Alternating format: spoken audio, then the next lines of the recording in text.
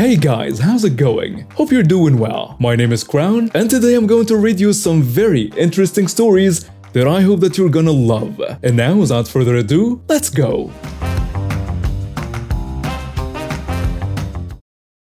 Hey everyone, hope you're doing well and having a good time. I've got some exciting news for you. I've just launched a brand new channel called Crown Corner that I will be narrating stories on it daily myself. Let's just say that if you love hearing about unbelievable entitled people and those unforgettable Karens, you're going to love what's in store on the new channel. So here is what I need from you, my good friends. Head over to the new channel, you'll find a link in the description below, and hit that subscribe button. Don't forget to turn on notifications so you won't miss out on any of our wild stories. Your support means the world to me, and I can't wait to see you there. Let's keep the stories rolling. Thank you so much for being part of this journey with me. And now, let's dive into our stories. I lived briefly in Florida about a decade ago, which is where I met my partner. It wasn't long after we met that we moved in together due to my not-so-great living situation, renting a room from a friend who was so addicted to opioids so could barely function, and her enabler husband. We found a nice little two-bedroom house that was owned by an elderly couple that lived just a few blocks away. Everything was okay. We did find cockroaches after we moved in, which was quite shocking as I'm extremely clean and had never had roaches before. And when we told the landlords, they told us that they were not roaches, but palmetto bugs. P.S. They are the same thing, and refused to have an exterminator come in. Bad sign number 1. Then a hurricane blew in. This was Florida after all. It was only a Cat 1 or Cat 2. I don't really remember.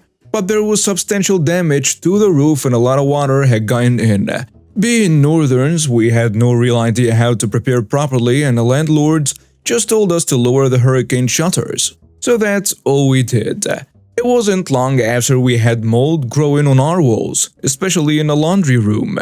Reported it to the landlords and they told us to just wash it down with bleach water. So we did, and it came right back, so it was a constant cleaning process. When we complained, we were told that this is what life in Florida was like. They also came and took a look at the roof from the yard and told us, "You two are strapping young men. You can go out there and fix it. Just let us know when you're done."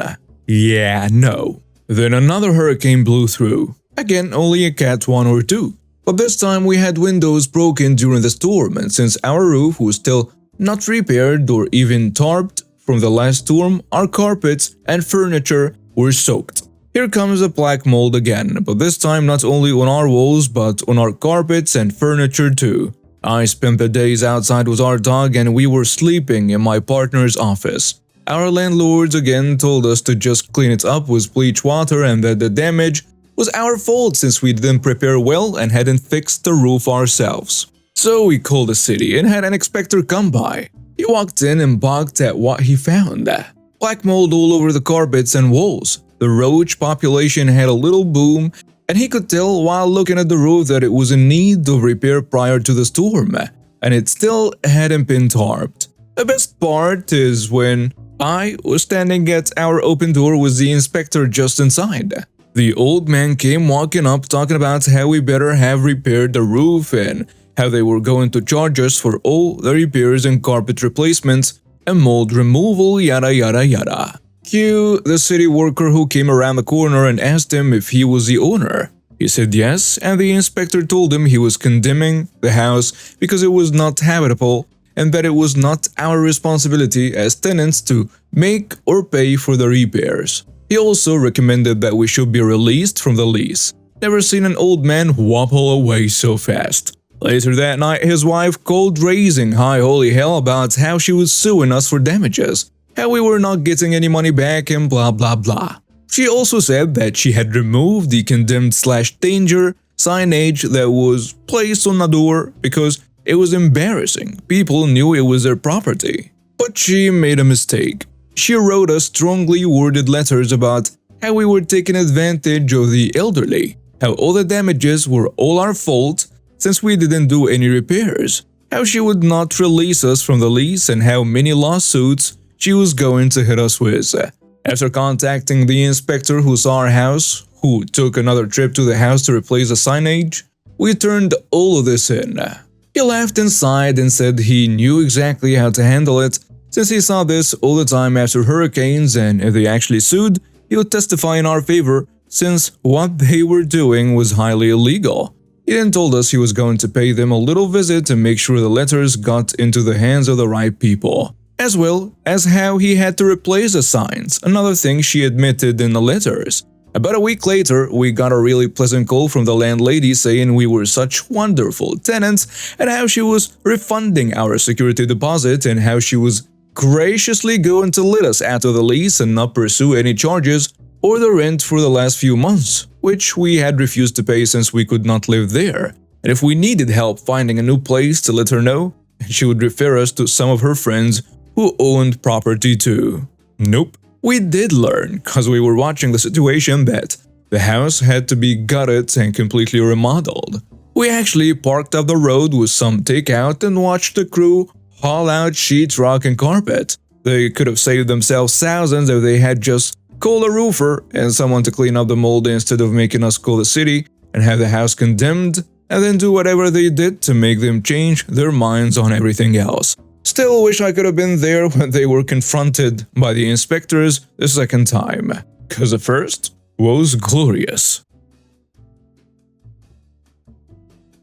So this is a story about my second big encounter with my crazy neighbor. Just some information. This happened on my 16th birthday, a few months after my I don't work here lady situation with the same neighbor. It was during July, a week before my 16th birthday. I wanted my birthday to be Black Panther themed. All my previous birthdays were Marvel Heroes themed. I made my list of invitations. I invited some of my school friends, city friends, and relatives. And since I invited relatives, I was certain that there would be younger kids.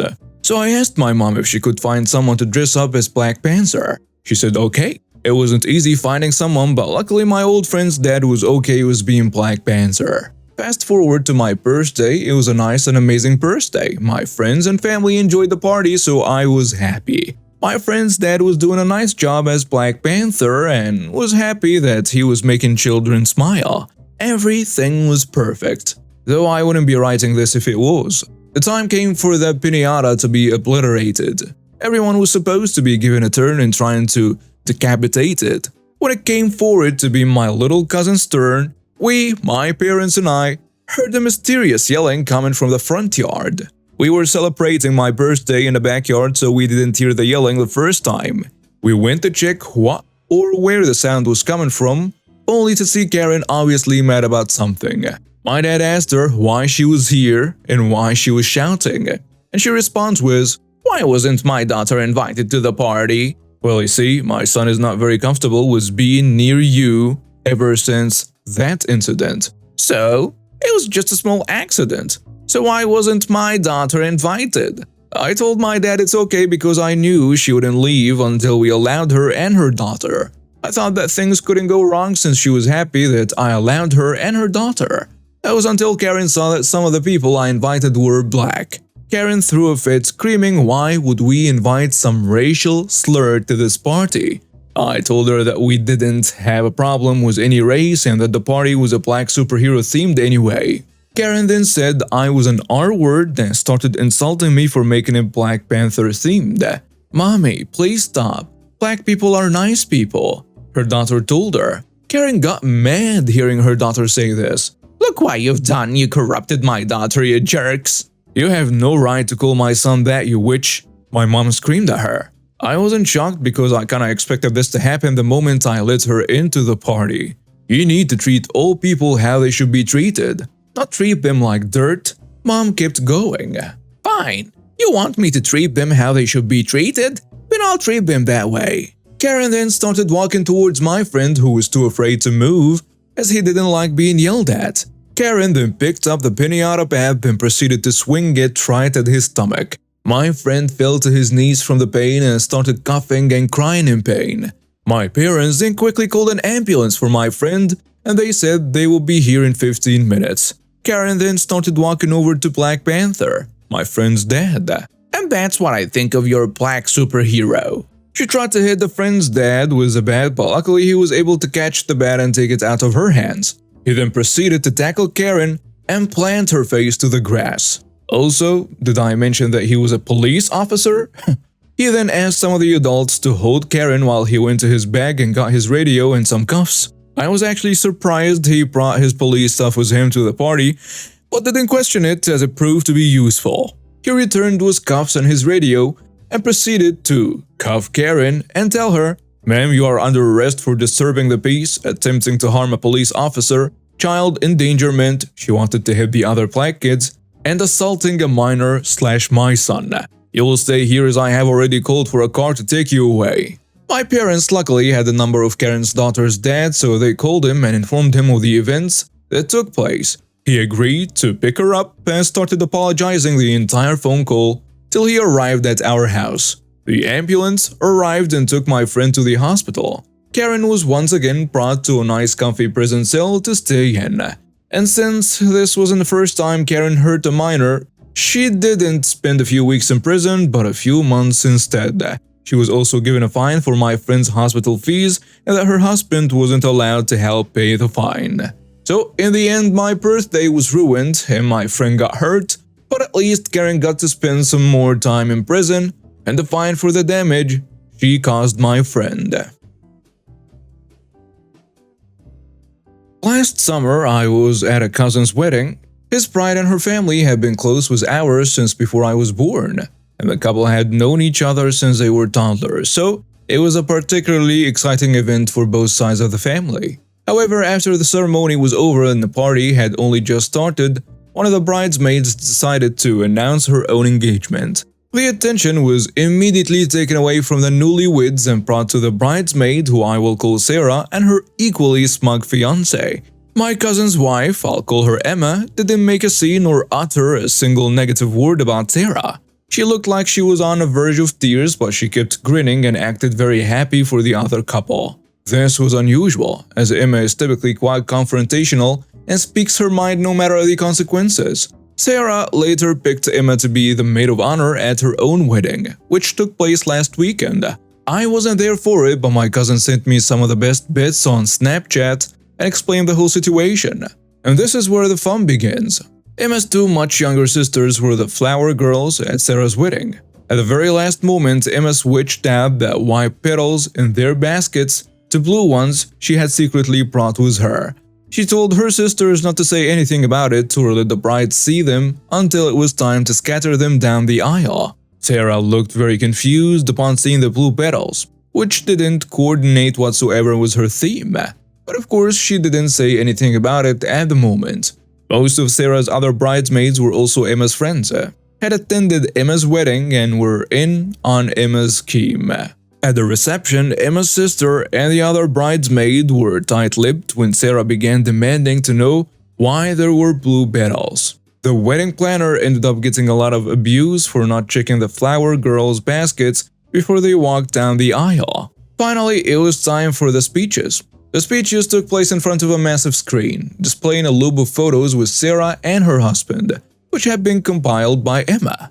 Emma took the remote that controlled the presentation screen and, at first, she showed some pre-approved humorous photos of Sarah with Emma and other friends to facilitate a couple light-hearted jokes. Then, at the very end, Emma said to Sarah that she must be wondering why there were blue petals instead of the white ones originally planned. That was when Emma displayed the last slide from her presentation. Emma announced in front of everyone that she was 5 months pregnant and that she just discovered the baby was a boy. Hence, the blue petals. The last slide, her ultrasonic picture. There were shocked yells and gasps. Sarah had a fit, but those involved in the scheme cheered so loudly that I sincerely regret watching the Snapchat recordings with headphones. Apparently, Sarah had been very nasty to her bridesmaids before, driving several of them away and forcing the others to pay ridiculous amounts of money for dresses. Emma and my cousin were eventually thrown out of the party, but they were all smiles. Sarah's fuming mother went to confront her outside and Emma retorted with, "Gentle, gentle, I'm pregnant." I reckon Sarah doesn't speak to the majority of those bridesmaids anymore.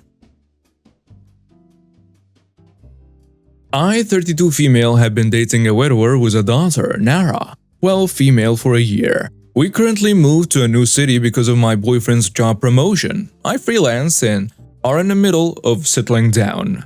Nara and I get along very well. Nara plays tennis. Since the move, she's been in a school team and competed a bit. The parents of her teammates often organize some kind of get-together, and her father and I tried our best to have her attend most of them.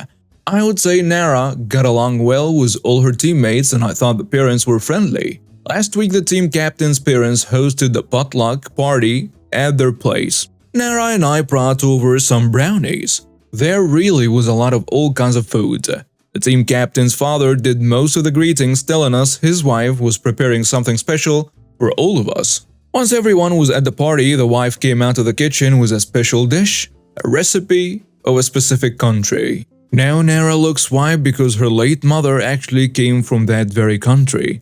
The wife host began to serve everyone and share her recipe and ingredients, and how it was not that difficult to make once you substitute the local ingredients. And feel free to ask her for tips. At this point, Nara spoke up, saying that the authentic recipes included such and how their particular scent and taste added to the whole experience of eating the dish. She said if so many substitutes were used, they may as well call the dish a different name. The wife host looked a little unsettled and told Nara that she and her husband traveled a lot in their use, and she had the dish many times and knew what it was supposed to taste like, and the substituted ingredients work just fine. Nara then said her mom was from the dish's country of origin, and she understood that some ingredients were hard to come by, but substituting so much turned the dish into something completely different. During all of this, I mostly kept silent.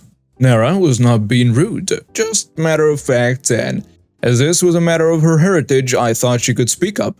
The host wife spluttered a bit before saying everyone should just go ahead and enjoy her dish, no matter the name. Everyone tried, though nobody asked for seconds. I personally thought it was a little bland, and there was a lot of leftovers. Nara's team captain later called her, thanking her for putting her annoying stepmother in her place. When my boyfriend came back from his business trip and learned of this, however, he thought I should have reprimanded Nara for being rude to the host. He also had a talk with Nara and she seemed to be sulking a bit, though she was not grounded or anything. Am I the jerk here? And now, with some comments on the post. Someone saying, "You are the jerk." Quote, at this point Nara spoke up saying that the authentic recipes included such and how their particular scent and taste added to the whole experience of eating that dish. She said if so many substitutes were used, they may as well call the dish a different name. That is super rude to do in public like that. Quote, Nara was not being rude, just matter of fact. Truth and demeanor have nothing to do with being a jerk. Another commenter adds, nobody's a jerk. Yikes, I'm surprised at all comments saying that you should have told Nara off. If someone had swapped out a heap of ingredients for a Thanksgiving dinner, I bet everyone would say it wasn't rude to point that out. Nara knew the dish and the host insisted that they knew what was right over someone whose culture heritage is from that country smacks of privilege to me. If I cooked a traditional dish and someone who knew better than me told me it wasn't right, I'd be asking how to make it correctly and asking where to get the ingredients. The third commenter goes with, going against the grain here and saying that you're not the jerk. This could have been a nice moment to share. The mother could have embraced the information, instead she doubled down. It's disrespectful to just take a recipe, change everything about it, then brag to a native about how you think it's perfect this way, instead of saying you're right, the ingredients are hard to come by, but I loved this dish so much I wanted to recreate it with the ingredients I could get. It's appalling how little the mother of the captain understood the cultural significance of this dish to the stepdaughter. This said, I really laughed out loud at the captain calling and thanking the stepdaughter for putting her stepmother in her place. That alone tell me that this woman probably is a pretentious jerk. The fourth commenter seals it with, you are the jerk and your daughter is a soft jerk as well due to her age.